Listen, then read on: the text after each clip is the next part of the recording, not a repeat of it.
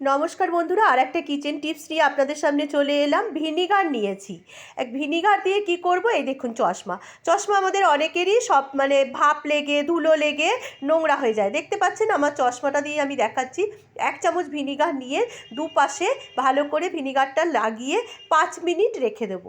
5 minute পরে cotton একটা বল নেব বা কটন নেব, নিয়ে ভালো করে একটুখানি মুছে নেব। মুছলেই দেখবেন, হালকা হাতে মুছলেই ব্যাস নোংরাগুলো সব উঠে যাবে।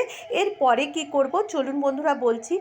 আজকে কি ভিনিগার দিয়ে চিলি চিকেন করলাম না চশমা দিয়ে চিলি চিকেন করলাম কিছুই নয়, ভিনিগার দিয়ে চশমা পরিষ্কার করলাম। এরপর একটা সুন্দর টিস্যু পেপার নিয়েছি, নিয়ে ভালো করে পরিষ্কার করে এই দেখুন বন্ধুরা কেমন আমার ঝাঁ চকচকে চশমা হয়েছে। কেমন লাগলো কিচেন টিপসটি আপনাদের? কিচেন টিপস না, এটা একটা সাংসারিক টিপস আপনাদের আমি দিলাম। দেখুন চশমাটা কেমন ঝাঁ চকচকে হয়ে গেছে।